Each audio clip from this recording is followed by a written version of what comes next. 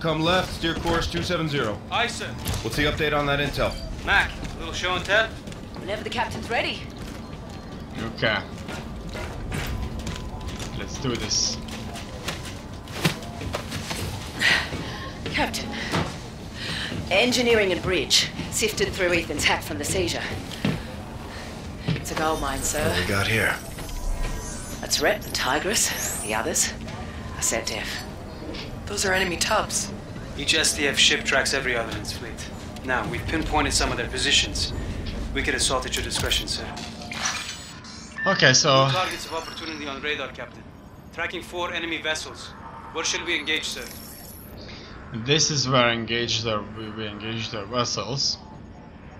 Okay. What do we have here? Priors indicate targets of opportunity. We should select one, Captain. Jupiter cluster contains the planet Jupiter and all satellites within its gravitational sphere of influence. Entirely under UNSA control, this area has been leveraged by the countries orders, Commander. Of the UNSA to establish their own facilities on each of the many available moons. Neptune cluster. The Sharon Accords that ended the succession wars forbade expansion into the cluster containing the planet Neptune and the satellites within its gravitational influence. This forced the UNSA to abandon several satellite bases and under construction projects in the region. Recent unconfirmed intel hints at the settlement defense front beginning to expand into this area despite accords. Uranus cluster. The cluster that contains the planet Uranus and all satellites within its gravitational sphere of influence is also known as the Mud. In military circles, while some claim it got its name from the UNSA and settlement defense front's inability to get solid footing in the region, it is more likely a scatological reference to the cluster's name. Earth cluster contains the planet Earth and all satellites within its gravitational sphere of influence. This area is the primary seat of UNSA power. Cyrus, no information. Yes, there is information.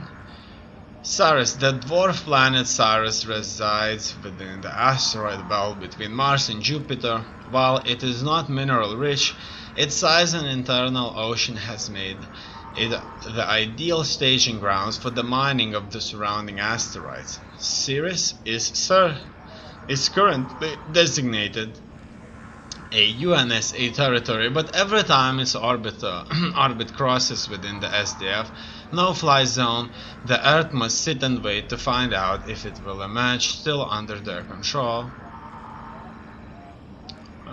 Year length 4.6. Jupiter, the hydrogen and helium filled atmosphere of the Jovian planet is an enormous boon to the UNSA. It provides the majority of Earth's fuel needs. Without access to the resources of Jupiter, Earth's geoengineering atmosphere would quickly collapse, leading to mass crop failure and starvation worldwide. Year length 12 years. Oh, look at that, Europa. The smallest of Jupiter's Galilean moons, Europa is one of the few planetoids aside from Earth where frozen and liquid water can be found naturally. This made Europa a very contentious settlement during initial expansion into Jupiter cluster. The UNSA claims that they banned individual nation settlements on the satellite to bring the conflict to a peaceful resolution. However, the UNSA interests on Europa continue to remain classified. Io, the driest object in the solar system, Io is also sometimes referred to as home of the mad scientist. It has earned his nickname because with over 400 active volcanoes, most research facilities established on Io find themselves near or inside of an active volcano. Ganymede. Jupiter's largest moon is home to the UAE's aerospace engineering facilities. These factories developed the first iteration of the Jackal spacefaring fighter and continue to develop new and improved versions to this day. Callisto. Callisto is a tidally locked Jupiter, meaning that the same hemisphere is always facing towards the planet. This feature along its subsurface liquid water caused Callisto to be the only Jupiter satellite settled primarily as civilian communities. Neptune. Neptune quickly attracted settlers seeking to harvest helium-3 from its atmosphere. Orbital stations were constructed above Neptune's atmosphere in order to harvest its helium, but colonists raised their families upon Triton's surface.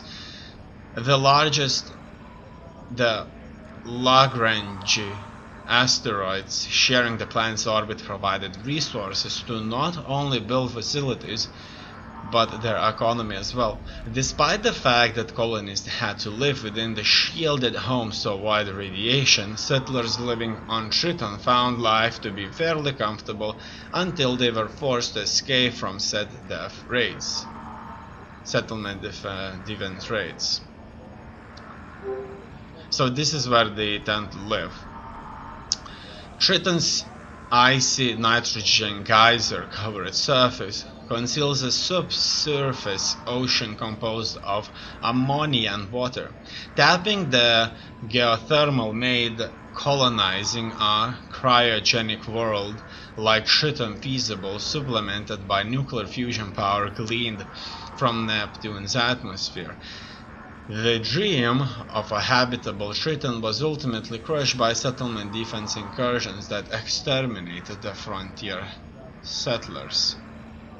Alright. Seat of the UNSA Earth and home to the majority of the solar system's population, also the primary client of mining and industrial operations system-wide. Despite terraforming efforts on Mars, this remains the only planet hospitable to life. Luna. The Moon is Earth's only natural satellite. It is the home of the gateway, the main port for people, products, and resources being transported to Earth from across the solar system. After arrival at Gateway, the final leg of the journey is undertaken via orbital lift platform. Uranus. The atmosphere of Uranus is the coldest in the solar system. It was a major provider of helium-3 fuel prior to the Charon Accords, which forbade expansion into the furthest extents of the solar system. Despite Earth's desperate need for an alternative fuel supply, the UNSA seeded this cluster in hope of peace with the settlement defense front. Day length 17.25 hours, year length 8 to 40 years. Ariel. Ariel was used as a base for human supervision of the robotic helium-3 fuel harvesting from the atmosphere of Uranus. The base was evacuated after diplomatic agreement with the SDF ceded UNSA control of the fuel resources in this cluster. Some colonists refused to leave their homes and were summarily executed by the SDF. Oberon. A floating city was under construction in orbit around Oberon for intended deployment into the atmosphere of Uranus. After the UNSA left this cluster, the city was abandoned. Half-built, it is rumored that settlement defense has since occupied the incomplete husk. Umbriel. Umbriel is the site of a mirror concentration array for solar power to be supplied to the robotic helium-3 fuel harvesting aerostats in Uranus' atmosphere. The extreme distance from the Sun means that little solar energy reaches this remote cluster, necessitating solar power enhancement tech. Titania. This moon was the site of a burgeoning UNSA settlement when hostilities with settlement defense spilled into the outer planets. However, the French chose to make an example of the colonists here. Their frozen corpses were never recovered.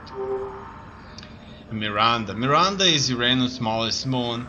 Its low density and extreme seasonal cycles have made the Moon more of a nuisance to establishing satellites orbiting Uranus than a valid location for facilities of any sort. Let's move on to the other side of the system. Eris.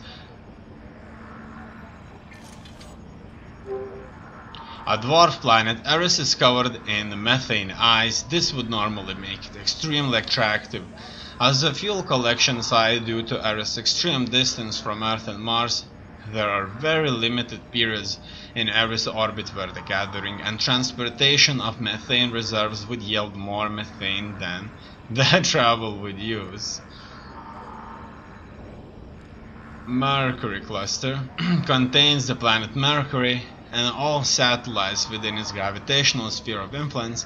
Entirely under UNSA control, this sector is primarily controlled by China-based interests.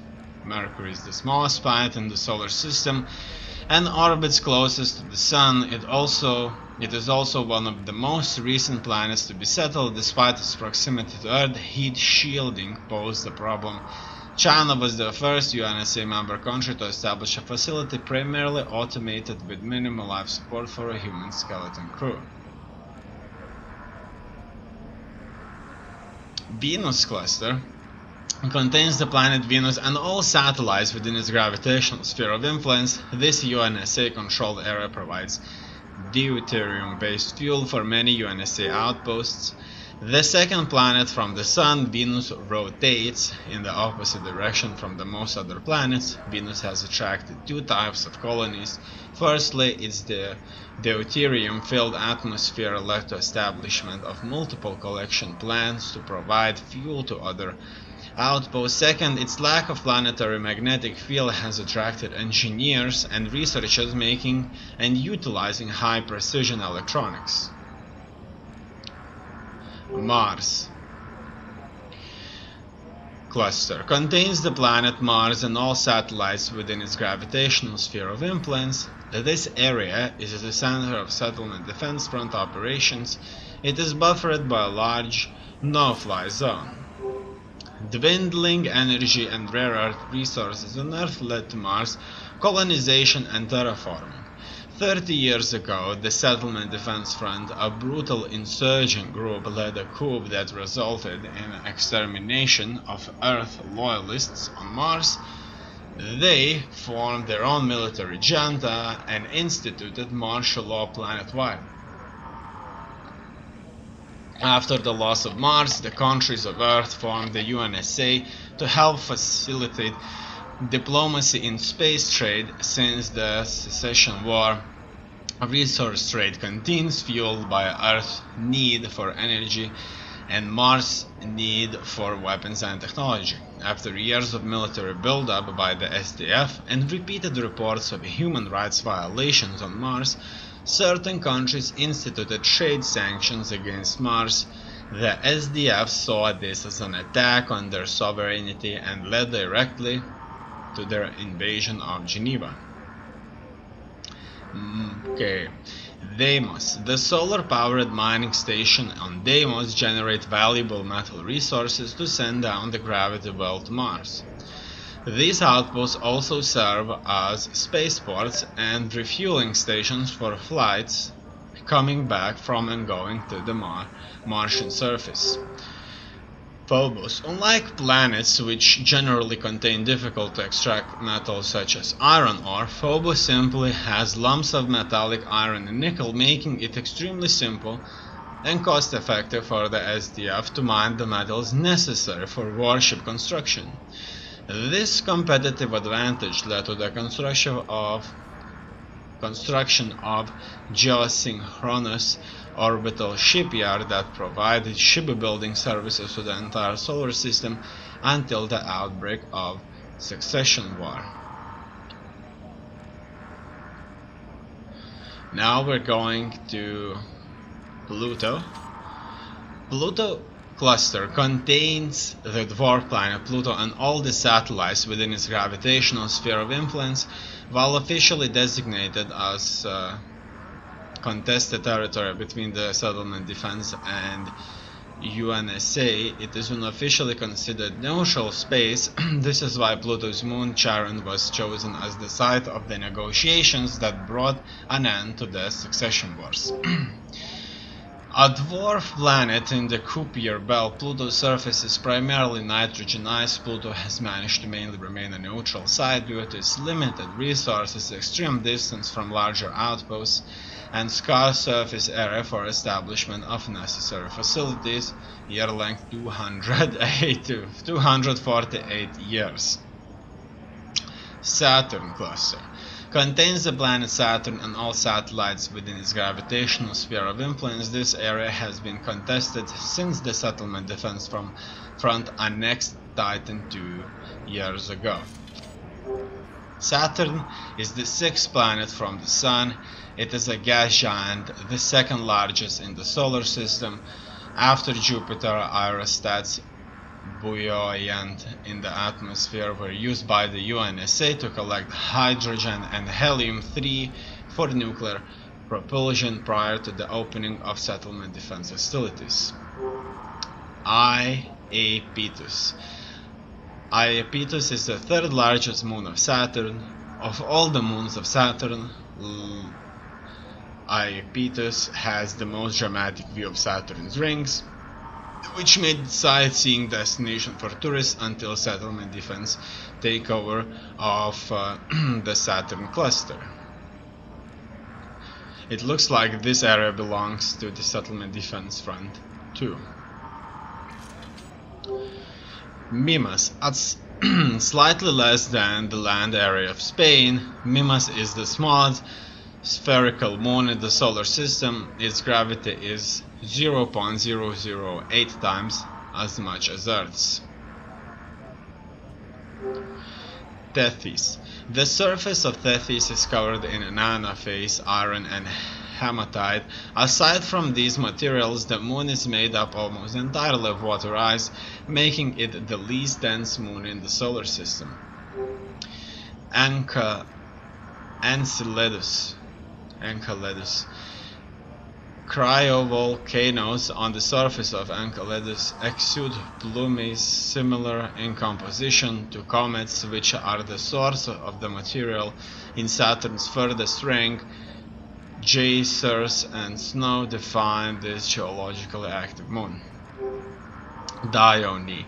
Composed of silicate rock and water ice, Dione has a small amount of O2 molecules forming a tenuous atmosphere around it. The highly charged particles from Saturn's powerful radiation belt split the water in the ice into hydrogen and oxygen, providing ready-made air and fuel resources for settlement defense outposts. RHEA. RHEA is the second smallest body in the solar system after the dwarf planets Ceres. It sustains an internal liquid water ocean through heating by the radiation of Saturn. Titan. Titan is the largest moon of Saturn, capturing 2 years ago by the settlement defense front. Titan methane lakes provide the primary fuel supply to the settlement defense fleet. So that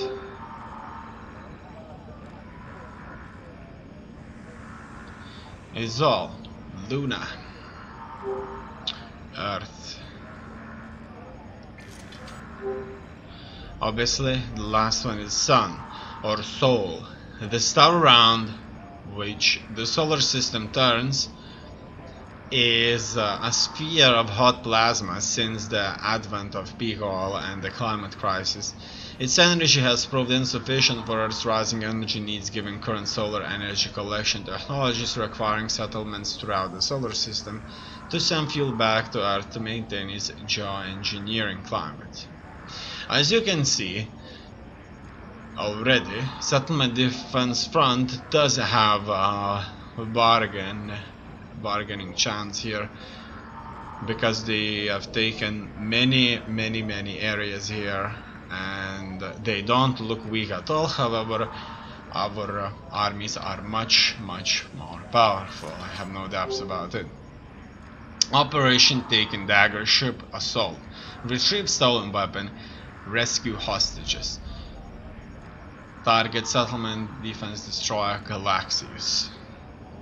Furthermore, Operation Phoenix Ship Assault. Commander, Commandeer, and SDF Advanced Skelter Prototype. Settlement Defense Carrier Cerberus. It looks like we'll be attacking their massive ships out here. Currently we can't do anything with their home planet Mars.